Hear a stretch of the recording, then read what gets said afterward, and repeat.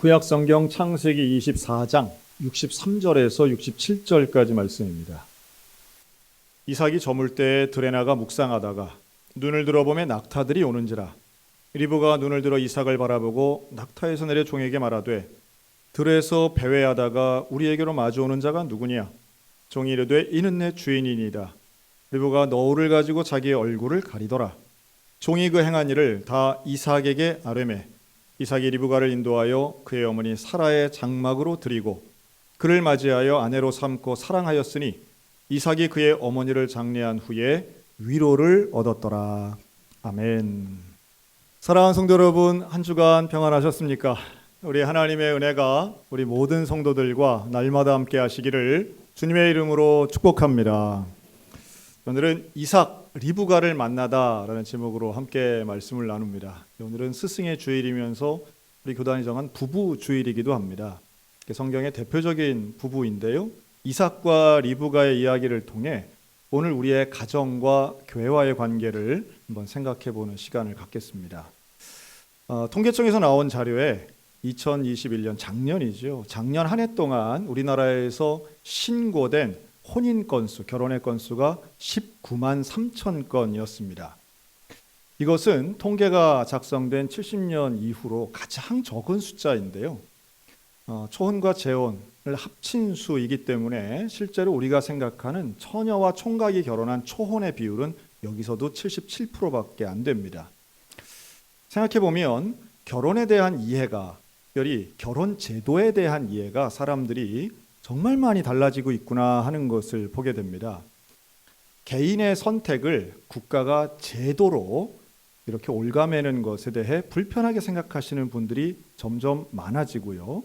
마치 결혼 제도라고 하는 것은 이제 그 유통기한이 다 했다, 뭐 이렇게까지들 말씀하시는 분들도 있더라고요.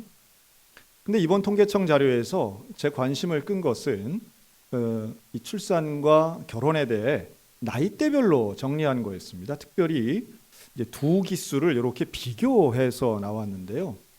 올해 39살이 되는 83년생과 34살이 되는 88년생을 비교한 도표였습니다. 80년대를 대표하는 나이대로 이렇게 집단을 잡은 것 같더라고요. 그런데 이 83년생과 88년생의 혼인 비율은 한 약 10% 정도, 그 나이대에 약 66%가 결혼을 해서 한 10% 정도 차이가 나는데, 문제는 출산율입니다. 지금 전 세계적인 유례를 찾아볼 수 없는 저출산의 시대에 살고 있는데 83년생에 비해 88년생들은 출산율이 30% 미만으로 떨어집니다. 그러니까 결혼을 한 사람들만 놓고 보는 거예요. 이렇다면 MZ세대라 불리는 90년대생들, 2000년대생들, 이제 20대에 접어든 2000년대생들은 말 그대로 결혼도 필요 없고 출산도 부담되는, 전쟁 때에도 우리는 연애하고 결혼하고 애를 낳다 하는 세대와는 또 완전 차원이 다른 그러한 세대를 우리는 만나고 있구나 하는 생각이 들었습니다. 시대가 변하면 생각도 바뀌어야 되겠죠. 그런데 아무리 생각이 바뀐다 할지라도 최소한 우리 기독교인들에게 이 성경적 결혼관, 또 성경적 가정관은 너무도 중요합니다. 왜냐하면 하나님이 처음으로 만든 조직 두 개가 있는데요. 하나는 가정이고 하나는 교회입니다. 그런데 이 가정을 만드는 시작점을 혼인으로 생각하신 거예요. 그런 면에서 하나님이 가정의 제도를 만드신 이유는 결코 우리를 속박하거나 괴롭히시려고 만드신 게 아니라고 하는 겁니다. 참된 가정은 인간을 좀 더 행복하고 풍요롭게 만드는 게 너무도 명확한 거죠. 즉, 물론 결혼에 대해, 결혼식에 대해서는 우리가 당연히 선택할 수 있는 문제라고 보여지지만 어떤 형태로든 가정을 이룬다라고 하는 것은 하나님의 복의 통로가 되는 것이고 하나님이 주시는 더 놀랍고 풍성한 삶을 살아가는데 도움이 되는 제도이지, 이게 없애버려야 할, 때로는 파괴해야 할 대상은 결코 아니라고 하는 것입니다. 자, 그런 면에서 오늘 읽은 창세기 24장은요, 창세기 중에 제일 깁니다. 67절까지 되어 있는데요. 이 내용 전체가 두 사람의 혼인에 대한 겁니다. 즉 신랑 이삭과 신부 리브가의 결혼에 대한 이야기인데, 여기에서 우리가 결혼의 원리를 좀 찾아보길 원합니다. 오늘 제가 키워드 3개를 제시할 텐데요. 이 키워드 3개는 한번 따라할까요? 만남, 떠남, 세움. 이 3가지 키워드입니다. 당연히 만나야 결혼을 할 거 아니에요. 그러나 떠남이라고 하는 건 성경에서 참 중요한 가정 설립의 원리입니다. 떠나야 됩니다. 그리고 세우는 거예요. 자, 먼저 만남을 좀 생각해 보면 이 하나님께서 만드시는 이 가정의 시작점은 부부입니다. 제가 여러 차례 말씀을 드려서 아마 여기에 대해서는 이제 이해가 좀 생기실 거예요. 인간관계의 첫 번째 관계는 부모 자식이 아닙니다. 형제자매도 아니죠. 왜냐하면 최초의 인류인 아담과 하와의 관계는 서로 남매 사이가 아니에요. 둘은 부부 사이였습니다. 인간이 최초로 갖는 관계를 태어나면서 개인적으로는 부모와 자식일 수 있습니다. 시간적으로 그렇죠. 그러나 인류의 관계를 놓고 본다면 창조 원리 속에서는 단연 부부 관계입니다. 여기에서는 하나님께서 우리 가정에서 가장 중요한 원리인 생명 잉태는 물론이고 또 하나님께서 복 주시는 통로로 만드는 이 가정 안에 첫 번째 관계가 부부라는 것을 알 수 있습니다. 근데 이 부부가 되기 위해서는 만나야 되는 거죠. 서로 만나야 부부가 될 거 아니에요? 그런데 저는 좀 개인적으로 이렇게 말씀드리고 싶어요. 이 땅에 존재하는 모든 부부의 만남은 신비롭다. 이렇게 말씀드리고 싶습니다. 예외 없이 신비롭습니다. 여기에는 공통점 몇 가지가 있는데요. 부부가 되신 분들에 대한 거예요. 첫 번째는 누군가 도와준 사람이 있다는 거예요. 서로의 만남을 위해서 돕는 사람이 있었다는 거죠. 그냥 길 가는데 모르는 사람을 덥석 붙잡아가지고 우리 결혼합시다 하는 사례가 아닌 다음에는 분명히 도움을 준 사람이 있습니다. 누군가 소개를 했을 가능성도 있고요.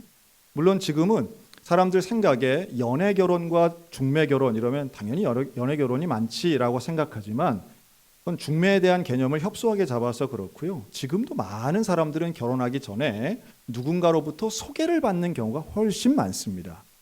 또 누구의 소개를 받지 않았다 할지라도 같은 직장이나 학교나 혹은 이웃 간에 사는 사이라 할지라도 둘이 교제하여 결혼까지 가는 데는 분명히 누군가의 도움이 필요한 순간들이 있었다는 거죠. 그리고 또 하나 중요한 조건은 어쨌든 만났을 때 호감이 있었다라고 하는 겁니다. 참 신기합니다. 물론 아주 특별한 몇 분들은 아무나 보고 호감을 느끼는 분들도 있기는 합니다. 그런 특별한 경우를 제외한다면 이성에게 호감을 느끼는 건 상당히 특별한 경험이죠. 그리고 그것이 결혼까지 결정하게끔 그 호감도가 상승하는 것, 이 2가지의 공통점은 어떤 만남이든 다 있더라는 거예요. 부부가 될 때. 그것이 나중에 부부가 된 이후에 긴 시간이 지나면서 호감도는 떨어지고 그 도와준 사람에 대한 원망이 있을지는 모르겠으나 결혼하여 부부가 되는 모든 분들의 만남에는 이 2가지가 정도의 차이를 가지고 공통점으로 있더라는 겁니다. 참 신비하죠. 제가 아는 한 장로님은요. 처음 만남에서 결혼까지 딱 2주 만에 결혼하신 분이 있습니다. 어떻게 그럴 수가 있어요? 그랬더니 2번째 만난 날이 결혼식장이었어요. 그런데 그렇게 결혼을 하시고도 40년째 지금 아주 잘 살고 있고 교회 장로님, 권사님이 되셨습니다. 뭐 특별한 사례라고 봅니다. 하지만 옛날에 비추어 본다면 옛날에는 결혼식 할 때 그 혼례 장소가 처음으로 만나서 결혼식 다음 날 서로 못 알아봤다는 분들도 있지 않습니까?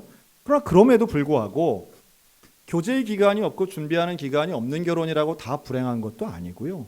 10년을 뜨겁게 연애하다가 결혼을 했어도 몇 개월 안에 이혼하시는 분들도 심심치 않게 찾을 수 있습니다.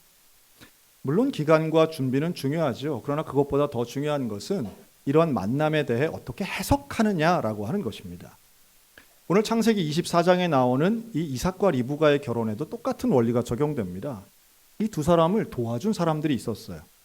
이 만남을 도와준 사람들이 있습니다. 첫 번째는 이삭의 아버지 아브라함입니다. 100세의 아들을 낳고 140세가 된 아브라함이 40살 된 이삭을 위해 결혼을 준비합니다. 자기의 늙은 종 엘리에셀을 불러요. 그리고 이렇게 말합니다. 야, 가서 내 며느리감 좀 구해와라. 지금 같으면 뭐 말도 안 되는 일이다 라고 생각할지는 모르지만 여러분 방법이 아니라 원리를 잘 보시기 바랍니다. 아브라함은 자기 아들의 부인, 즉 며느리감을 구하기 위해서 원칙을 정하는데요. 그것은 내 고향 사람, 내 민족 중에 한 여인이라고 정합니다. 그리고 그 사람을 데려오기 위해서 자기 종을 보내는 거예요. 상당히 옛날 방식 같고 어찌 보면 신랑의 역할이 전혀 없어 보이는 수동적인 그런 상황 같아 보이지만 아브라함에게는 분명한 원칙이 있었던 겁니다. 이 원칙은 참 중요한 것 같아요. 특별히 자녀들을 가르치면서 미혼의 어린 자녀가 나와 함께 동거할 때에 여러분 결혼과 가정의 원리를 가르치는 일은 중요합니다. 지금은 많은 사람들이 조건을 따지죠. 이런 조건 저런 조건. 그런데 그 조건 중에 부모가 하나도 제시하지 않는 것도 저는 문제라고 봅니다. 왜냐하면 네가 좋으면 나도 좋아 뭐 이런 식은 친구라면 할 수 있겠지만 부모라면 가르치는 위치에서 그렇게 무책임한 원칙을 남발할 수는 없다는 거예요. 하지만 최소한 기독교인으로서 우리가 할 수 있는 중요한 원칙이 있습니다. 여러분 학벌이나 재산이나 성격이나 이런 것들은 얼마든지 가변적인 것이고요. 우리가 요구할 수 있고 어릴 때부터 말할 수 있는 것은 하나님을 믿는 거룩한 사람을 네가 찾았으면 좋겠다라는 정도의 원칙은 우리가 얼마든지 할 수 있다는 거예요. 다만 나이가 든 성인 자녀에게 그걸 강요하는 것은 오히려 관계에 해로울 수도 있습니다. 그러나 어린 시절에 그 거룩함에 대한 가치, 하나님을 믿는 신앙의 가치를 어린 시절에 가르치는 건 너무 중요하지요. 여러분 미성년 자녀가 지금 함께 동거 중인 부모님이 계시다면 그 기회를 놓치지 않으셨으면 좋겠습니다. 나와 함께하는 기간 짧습니다. 그 18년 동안의 기간 동안 여러분 자녀에게 가정의 원리, 결혼의 원리, 배우자의 원리를 지속적으로 변함없이 일관성 있게 가르칠 수 있는 지혜가 있는 부모들이 되셨으면 좋겠어요. 아브라함은 그 원리를 가르친 거예요. 그걸 전하는 거예요. 그게 하나님이 원하시는 원리라고 아브라함은 믿고 있었습니다. 두 번째 조력자는 그 늙은 종 엘리에셀입니다. 그는 800km 먼 길 가서 원래 아브라함의 고향인 메소포타미아 지역까지 가가지고 처녀를 찾습니다. 그런데 이 엘리에셀은 예쁜 사람 찾는 것도 아니고 유명한 사람 찾는 것도 아니었어요. 오직 기도했습니다. 엘리에셀이 얼마나 충성스럽게 일했느냐 하면 하나님 앞에 하나님 나의 주인 아브라함의 며느리감입니다. 하나님 나의 주인 이삭의 아내감입니다. 하나님이 원하시는 여인을 순적하게 만나게 해 주옵소서. 순적하게. 엘리에셀은 중요한 순간마다 기도했어요. 그 만남을 위해서 누군지도 모르고 갔는데 있을지도 모르는 여인을 위해서 기도합니다. 그리고 리브가를 만나고 그의 아버지 부두엘과 잔치를 하지요. 그랬더니 리브가의 집안 사람들이 다 허락을 합니다. 리브가를 데리고 옵니다. 얼마나 많은 사람이 이삭과 리브가를 만날 수 있도록 애를 쓰고 진심 어린 노력을 했는지 몰라요. 그럼 정작 중요한 건 본인들이 그것을 어떻게 받아들이냐 있죠. 놀랍게도 광야에서 묵상하고 기도하던 이삭이 처음 만난 리브가를 보자마자 그를 사랑하고 그를 어머니 장막으로 모시고 위로를 얻게 됩니다. 자, 누군가 도와주는 만남이 있습니다. 소개를 하든지 칭찬을 하든지 좋은 평을 하든지 그래서 만나서 호감도가 생기고 사랑을 합니다. 여기까지는 누구에게나 신앙이나 종교에 상관없이 비슷한 과정을 통해 결혼하곤 합니다. 그럼 믿는 자의 결혼과 믿지 않는 자의 결혼은 무슨 차이가 있을까요? 우리가 잘 아는 성경 구절입니다. 마가복음 10장 9절 하나님이 짝지어 주신 것을 사람이 나누지 못할지니라. 여러분 이 부분에서 하나님이 짝지어 주신 것이라고 하는 표현이에요. 여러분 하나님이 짝지어 주신 건 어떤 경우인가요? 하늘에서 신부가 내려오나요? 그렇지 않아요. 누구나 공통적인 과정을 통해서 혼인을 한 그 과정을 하나님의 인도하심으로 볼 것이냐 아니면 나의 선택과 우연으로 볼 것이냐라고 하는 것. 이 차이는 너무도 큽니다. 너무도 커요. 부모님이 원칙을 제시하고 누군가 나의 아는 지인이 최선을 다하고 그 과정을 가지고 하나님이 인도하셨구나 라고 믿는 사람은 서로 간에 호감도가 높을 때는 이게 그렇게 큰 역할을 발휘하지 못해요. 그냥 사랑하니까 좋아하니까 만나면 좋고 함께 있으면 기쁜 순간에는 하나님의 인도하심은 필요 없어요. 그냥 있어도 좋으니까. 그러나 어떤 부부든 어떤 인간관계든 반드시 오는 고난의 순간이 있습니다. 그렇게 좋아 보이던 사람이 형편없어 보이고 꼴보기가 싫어지고 장점이 오히려 단점이 되는 더 이상은 이 사람과 함께 못하겠다라고 하는 순간이 어느 부부에게나 분명히 온다는 거죠. 여러분, 그때에 하나님이 짝지어 주신 것이라고 하는 믿음의 인정은 그 고난을 한 번 더 극복하게 만듭니다. 여러분, 우리 모두에게 혼인하신 분이든 혹은 앞으로 혼인을 하실 분이든 우리의 자녀들이든 아니면 혼인과는 상관없이 함께 가족처럼 살고 있는 분이든 상관없습니다. 어떤 형태의 가족이든 하나님이 짝지어 주셨다라고 하는 그 믿음의 고백은 우리 인생에 얼마나 큰 능력과 중요한 동기를 제공하는지 몰라요. 지금 법을 바꿔서라도 결혼제도를 없애고 싶어 하시는 분들이 제안하는 게 있습니다. 생활 동반자 등록법이라고 하는 것입니다. 이게 프랑스의 팍스 제도를 모방한 것인데요. 충분히 공감 갑니다. 현재 존재하고 있는 다양한 형태의 가족들을 인정하자는 법이에요. 그러나 거기서 다 대부분 동의할 수 있지만 절대로 동의할 수 없는 것은 가족 간의 관계를 느슨하게 두자라고 하는 부분입니다. 느슨한 연대, 언제든지 만나고 함께 살다가 언제든지 헤어질 수 있는 것. 지금처럼 이렇게 이혼이 복잡하고 불편한 거 싫다는 거예요. 그런데 인간관계는, 특별히 가정 안에서의 관계는 혈연 관계든 공동체적 관계든 상관없이 느슨해서는 안 됩니다. 책임감이 있어야 합니다. 서로 간에 어려운 순간도, 불편한 순간도, 함께 할 수 없는 것 같은 괴로운 순간도 견딜 수 있어야 합니다. 그게 바로 하나님이 짝지어 주신 것이라고 하는 가정을 향한 하나님의 뜻이고 가족의 고백이 돼야 된다라고 하는 말씀이에요. 사랑하는 성도 여러분, 만남에서 결혼까지는 누구나 갈 수 있습니다. 그러나 그 짝지어 주신 것이 하나님으로부터 왔다라고 하는 믿음의 고백을 할 수 있는 저와 여러분들 되시기를 주님의 이름으로 축원합니다. 두 번째 원리는 떠남이에요. 떠남. 떠난다라고 하는 것은, 이 부부가 되는 것은요, 자기가 속해 있던 가정을 떠나는 겁니다.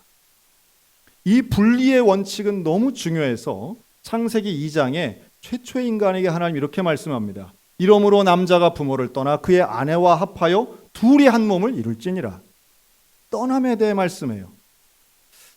실제로 지금 리브가는 물리적으로 떠나왔습니다. 아버지 떠나고 자기 집 떠나서 수백 킬로를 온 거예요.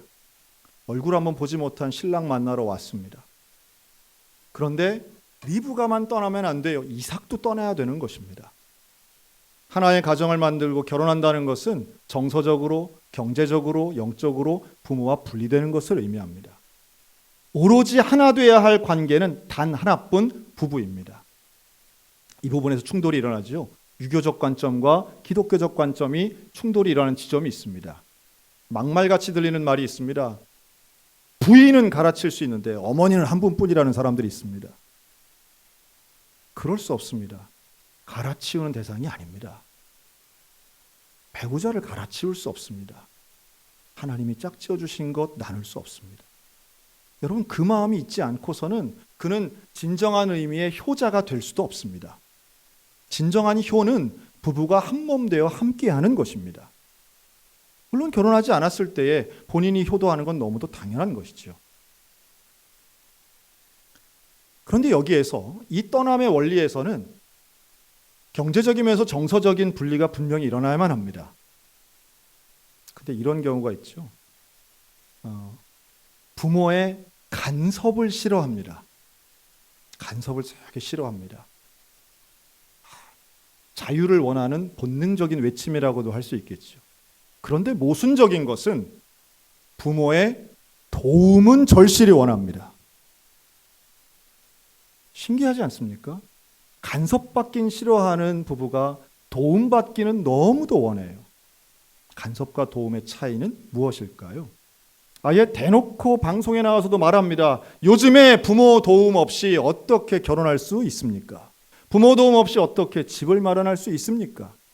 그런데 그 같은 사람이 똑같은 힘으로 똑같이 말합니다. 요즘 시대의 자녀의 생활에 간섭하는 부모가 어디 있습니까? 그런 모순이 어디 있겠어요? 자녀도 일관성이 필요합니다. 부모도 일관성이 있어야 합니다. 간섭과 도움은 타이밍의 차이예요. 뉘앙스의 차이입니다. 당연히 형식과 방법도 중요하겠지요. 내가 해준 집이니 디지털 도어락에 비밀번호 내놓으라고 강요하는 어머니도 답답하지만, 간섭하지 말라고 그렇게 날이선 이야기를 하던 며느리가 어느 순간 양육을 맡아달라며 찾아오는 것도 우리를 불편하게 만듭니다. 여러분, 결국은 사람이 살아가는 문제에서는 똑같아요. 제도의 문제가 아닌 관계의 문제라는 걸 우리는 알아야 됩니다. 관계가 불편하니까 이 관계가 불편한 것을 말하지 못하고 사람들은 제도가 필요 없다고 이야기하곤 합니다. 그러나 정확하고 냉정하게 살펴본다면 제도가 온전하게 본질대로 운영되면 그것은 오히려 더 풍성한 삶을 누릴 수 있는 것이지요. 제도의 문제가 아닌 사람의 문제고 관계의 문제라고 말씀드릴 수 있습니다. 떠나야 되고 떠나보내야만 합니다.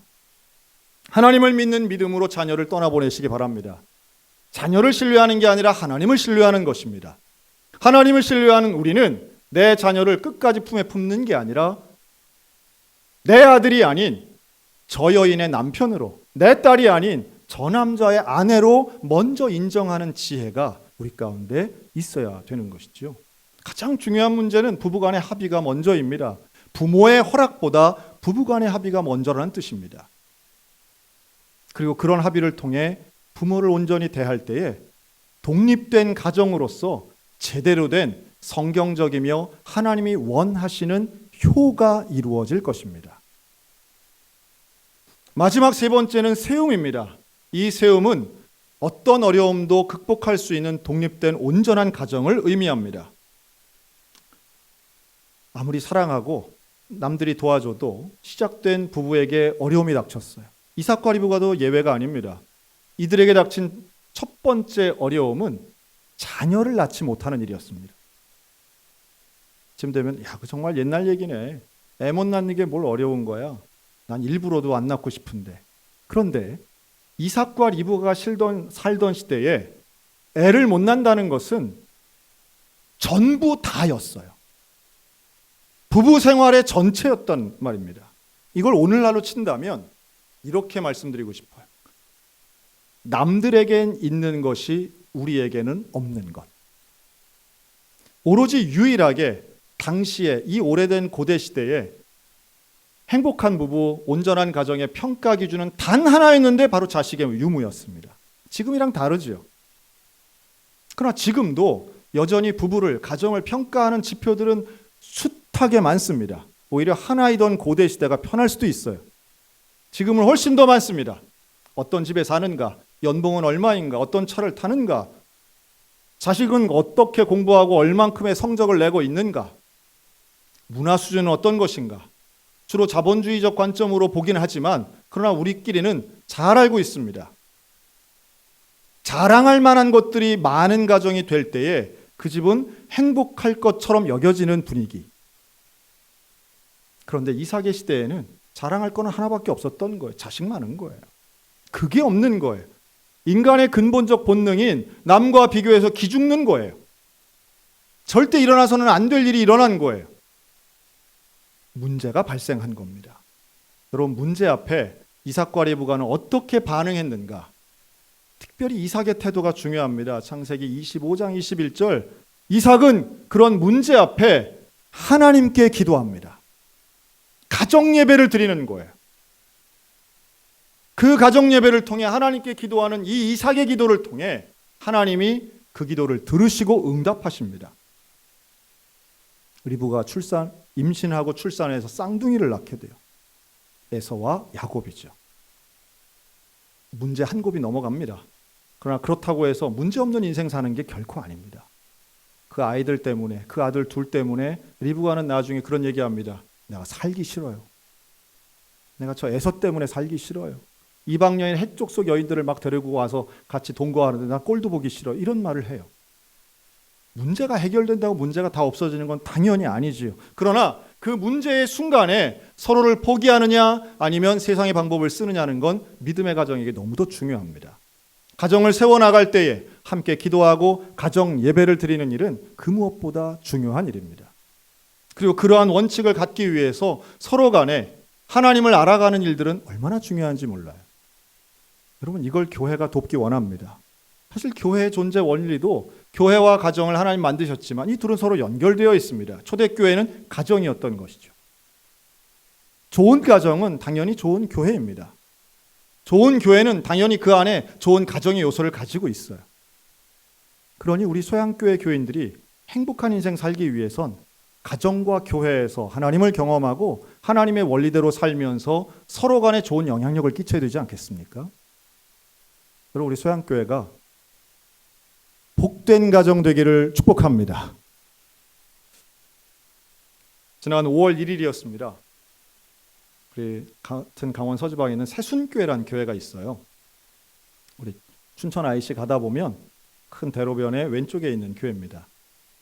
이 교회가 지난 5월 1일 날 임직식을 했습니다. 안수 집사님, 권사님들을 세우는 임직식을 했는데요. 권사님들을 취임하면서 사회 보시는 담임 목사님이 감격에 겨워서 이런 말씀을 하시더라고요. 오늘 취임하시는 홍기춘 권사님, 또 오늘 취임하는 남국목 안수 집사님, 이 두 분은 서로 부부신데 권사님인 홍 권사님은 시각장애인이시고 안수 집사님인 남국목 집사님은 청각장애인이신 거예요.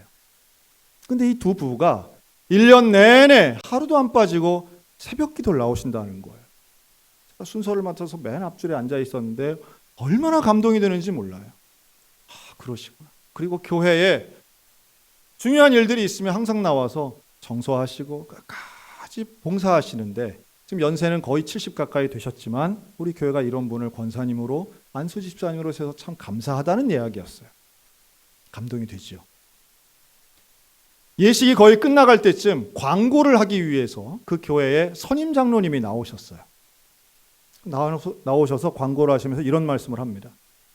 사실 제가 이 얘기는 안 하려고 했는데 제가 그때 쎄하더라고요. 여러분, 안 하려고 했던 말은 끝까지 안 하는 게 대부분은 좋죠. 그래서 또 뭔 얘기를 하려고. 근데 나온 말은 아주 좋은 말씀이었어요. 안 했으면 큰일 날 뻔한 거예요.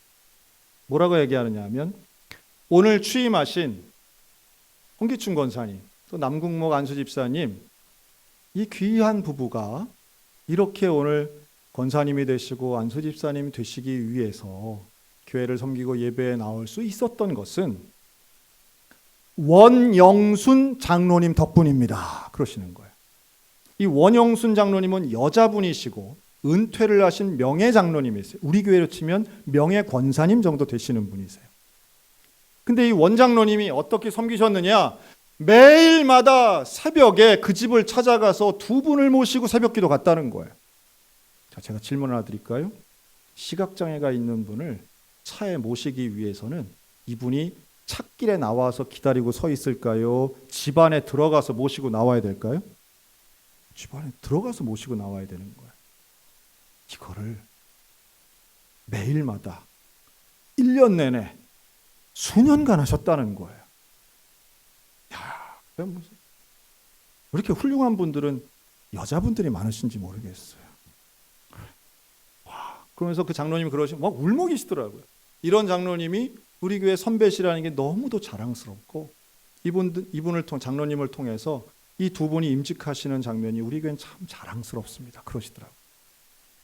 그렇죠? 여러분, 부부가 믿음 생활하는 것 혹은 부부가 하나님 앞에 한 발짝 더 나아가는 것, 많은 조력자가 있음을 부정하면 안 됩니다. 그냥 우리끼리 하는 게 아니에요. 저는 우리 교회도 이런 분들 참 많이 계시다고 저는 봐요. 우리 교회 권사님 중에 김삼윤 권사님이라는 분 계십니다. 이 권사님 올해 연세가 92살이세요. 근데 김사면 권사님은 가족이 없으세요.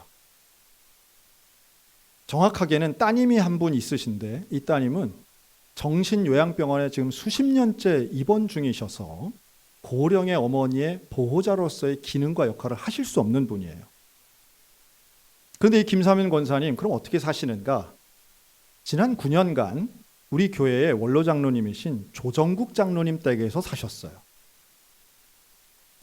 그 부인 권사님이 양혜봉 권사님이 이 김사면 권사님을 정말 어머니같이 모셨어요.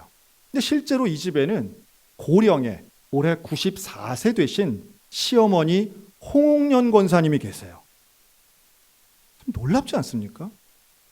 70된 며느리가 94세 되신 시어머니와 92세 되신 교회 권사님을 동시에 모시고 있는 거예요. 그 집의 신방을 가면 그 두 어르신이 마치 쌍둥이 같이 앉아 계세요. 그리고 함께 예배를 드려요. 조정옥 장로님 아들같이 있고 그렇게 살아요. 물론 국가의 도움으로 요양보호사들이 오셔서 많이 도와주세요. 그러나 한 집에 산다는 건 결코 쉬운 일이 아닙니다. 몇 년 전부터는 제가 신방을 가서 함께 예배를 드릴 때 제가 김사면 권사님께 항상 말씀드려요. 권사님 여기도 좋지만 이제 내년쯤에는 더 좋은 데 갑시다. 거기서 평생 살 수 없잖아요. 요양의 한계가 있는 거예요. 그러면 우리 권사님이 그러세요. 예 목사님 알겠어요 하고 저 가면 안 돼. 난 여기서 살아야 돼 라고 말씀하세요. 그런데 김사면 권사님이 지난 5월 10일 샬롬 하우스라고 하는 요양 전문 시설로 옮기셨습니다. 그런데 이렇게 시설에 들어가실 때는 누군가 보호자의 보증인이 있어야 되는 거예요. 누가 해야 될까요? 9년을 모시고 있었지만 조정국장님의 양혜봉 권사님께는 법적인 근거나 책임이나 권한이 전혀 없어요. 남남이니까요. 보증인으로서 보호자로서 제가 가서 사인을 했습니다. 사인을 하고 담임 목사라고 쓰고 제 이름을 쓰고 어떤 권한이냐? 돌아가실 때 장례를 책임질 것이고 이곳에 계시는 동안 위급한 상황이 일어나면 모든 재정적인 책임을 제가 지겠습니다. 물론 그것은 우리 소양교회가 지겠습니다라고 하는 표시였습니다. 그리고 제가 질문합니다. 교회 담임 목사가 이런 권한이 있습니까? 보증인 설 수 있습니까? 라는 질문이에요. 근데 그 원장님이 뭐라고 하느냐 하면 저도 처음이어서 잘 모르겠습니다. 이렇게 교회 목사님이 와가지고 보증 서는 경우는 처음이었다는 거예요. 재작년 박금옥 권사님 장례를 치르면서 우리가 선의만 가지고 있다고 해서 책임을 질 수 없는 걸 이미 경험했습니다. 소위 말하는 무연고자를 위한 법적 장치, 제도적 장치가 분명히 국가에는 있는데 우리 교회가 그 역할을 감당할 수 없음을 절감하고 저도 지금 공부하고 있습니다. 그러면서 이번 시설에 김사면 권사님이 입소하시면서 제가 원장님께 드린 부탁은 한 가지였습니다. 저희가 책임을 다 질 테니까요. 우리 권사님을 절대로 무연고자라고 하지 않으셨으면 좋겠습니다. 우리 교회가 연고지입니다. 우리가 가족으로서 그 역할을 하겠습니다. 그래서 원장님 되게 좋아하시더라고요. 그리고 그 샬롬의 집은 그 시설은 현재 소양제일교회의 소유입니다. 소양제일교회가 호스피스 병원을 운영하다가 호스피스 병동이 아닌 이제는 전문 요양시설로 바꾼 거예요. 두 교회가 협력해서 앞으로 있을 더 많은 사례들이 나올 거라고 저는 봅니다. 기존의 가족이 달라진다라고 하는 그 개념이 바뀌는 것을 우리는 모양은 달라질 수 있겠으나 원리가 달라져서는 안 된다는 거죠. 그리고 그 원리의 중심에는 당연히 하나님이 우리를 사랑하시고 하나님이 짝지어 주시고 하나님이 묶어주셨다면 그것을 인정하고 믿고 서로를 향한 헌신과 사랑으로 서로 조력해서 나가는 그런 공동체가 되어야 되지 않겠는가라는 것입니다. 단순하게 결혼식을 했느냐 안 했느냐는 결코 중요하지 않아요. 그것보다 법적인 테두리보다 더 중요한 것은 결국 하나님의 사랑으로 우리가 하나의 가족이냐라고 하는 것입니다. 저는 앞으로 100세 시대가 되면서 그런 분들은 훨씬 더 많아질 거라고 봅니다. 마지막 순간 우리는 과연 누구를 나의 가족으로 인정할 수 있을 것인가? 결국 배우자와도 한 몸이긴 하지만 헤어지는 순간은 반드시 오지요.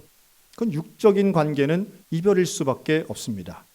그러나 하나님이 정해주신 그 놀라우신 사랑의 관계는 하나님이 계신 이상 우리는 언제나 하나인 것이고 그 하나의 공동체를 꾸려나갈 것입니다. 사랑하는 성도 여러분, 우리 믿음의 가정 속에 하나님의 은혜가 임하고 우리 소양교회가 하나님이 정해주신 아름다운 가정 같은 공동체가 되었으면 좋겠습니다. 이삭이 리브가를 만나 위로받은 것처럼 우리가 서로를 만날 때마다 위로받고 우리의 믿음의 가족들이 서로를 향하여 사람이 나누지 못할지니라 믿음으로 고백하여 어려운 순간 기도하고 가정 예배를 통해 승리하며 나아가는 우리 모두가 다 되시기를 주님의 이름으로 축원합니다. 아멘. 기도하겠습니다.